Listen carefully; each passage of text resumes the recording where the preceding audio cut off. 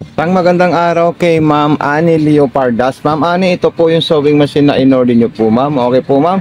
Ito po, ma'am, yung mga pa-freebies natin, ma'am. At ito po, meron po akong pa-freebies dito na stick na ilalagay natin dito pag nakatayo yung sinulid natin. Pwede rin po siya nakahiga, ma'am. Ayan po siya, ma'am. Yung mga ganito naman po kalalaki. Kung gusto nyo nakahiga, dito po tayo maglalagay, ma'am. Kung nakatayo, dito naman po tayo, ma'am. Okay? So, ayan po siya, ma'am. Unang-unang ituturo ko po sa iyo, ma'am, Ani, is yung pagsaksak. Itong wire ng transformer natin sa regular outlet. Okay? So, ito pong wire ng ating sewing machine. Dito po siya, ma'am. Ayan. Then, meron po tayong on and off sa gilid po, ma'am. Okay?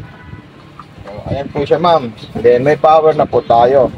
Bawal po natin yan isasaksak ng direkta po, ma'am Ani. Kailangan dadaan po siya sa transformer natin. Okay?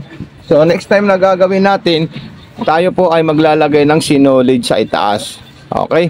Gagawin natin, ito po siya, ma'am. Itataas natin ito. Ito po yung sinulid natin. Meron po tayong step 1 sa itaas po, ma'am Ani. Ayan. Okay?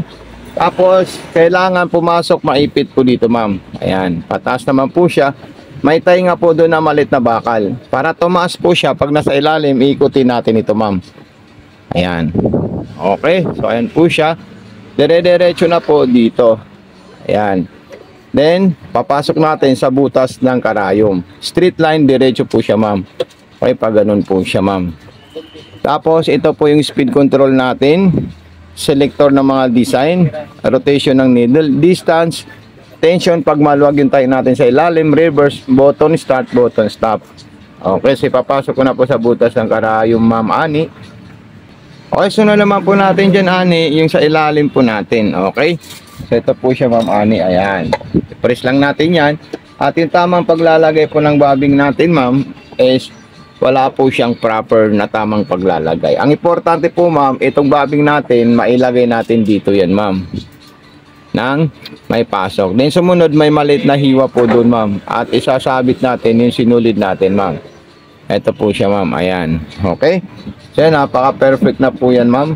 Then, ikutin natin ito, ma'am, para makain niya po yung sinulid sa ilalim. Habang itong kulay white na sinulid, hinihintay natin. So, ayun po silang dalawa. Hilay natin ito, ma'am. Ayan. So, napaka-perfect po siya, ma'am. E, pagkatapos niya po, ma'am, lalagay natin yun sa likod. At ito, ilalagay natin dito yan, ma'am. Okay, so good po yan, ma'am. Tayo po ay maglalagay ng sinulid po, ma'am. Okay po, ma'am Ani. So ito po, ilalagay ko na po itong tela natin para matesting natin siya. Ayan. Then, nasa straight line, button start. So ayan po siya, ma'am. Then, speed control. Kung gusto nyo po mabagal, pwede nyo po i-adjust po, ma'am. Okay, so ayan po siya.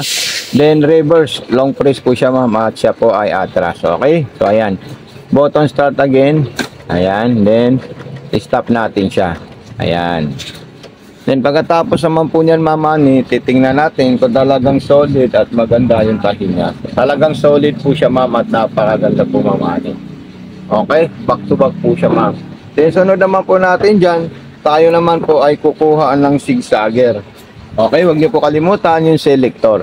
Zigzag na maliit, zigzag na medium, at zigzag na malaki. So, ayan. So, diyan po tayo sa zigzag na medium. At gawin natin siyang masinsin. Ayan. Para makita natin yung pinaka magandang zigzag ng ating sewing machine. Ayan. Napaka-solid po. Then, zigzag na large. Ayan. Tapos, meron po siya mga pang-garterize, yung 6 at saka 7. Okay? So, talagang napaka-solid nitong sewing machine natin po, Ma'am Ani. So, maraming salamat sa iyo, Ma'am Ani. Okay? So, kailangan po, Ma'am Ani, ipipm nyo po kami sa Mato Sewing Machine Vlog. Facebook page namin yon para po maituruan namin kayo at mag-guide namin kayo po, Ma'am Ani. Okay? So, ayan po siya, Ma'am Ani.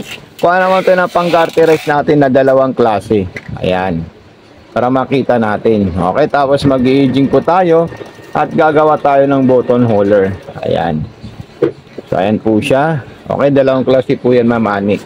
Yung 6 at saka 7, pang-garterize. Talagang napaka-solid nito, Ma'am Ani. Then, yung pang-aging po niya, ayan, number 8. So, ilalagay natin ito sa number 3. Okay, yung 8 and 9, number 3 po yung distance natin dyan, ma'am. Okay. So, ayan po siya, ma'am. So, punta po tayo sa 9 at saka 10 para makita natin yun, ha. Tsaka yung button holder natin, yung ENB, ang proposal distance po nito, letter F po siya, ma'am. Okay? Number 10. Then, bago tayo pumunta sa button holder po, ma'am. Okay, so dito naman po tayo sa button holder, yung BANB. So, dito po ako sa find po, ma'am. Ayan. Para makita natin yung perfect na magagawa niya para sa button holder po, ma'am. Okay, so ayan. Talagang napakasarap gamitin ito, ma'am Ani, at napaka-solid. Ayan. Okay, so maglalak tayo ulit. Ayan. So, pakita ko po sa inyo yung kabuuang ginawa ng button holder natin. So, bibiyakin na lang natin yun, ma'am. Ito po yung pangbiyak natin, ma'am, para dito sa gitna po niya. Okay, so maraming salamat kay Ma'am Ani. Thank you so much. God bless and more power po, ma'am. Ayan, tatanggalin ko na po yan. Ayan po siya, ma'am. Okay. At ito ilalagay ko po dito.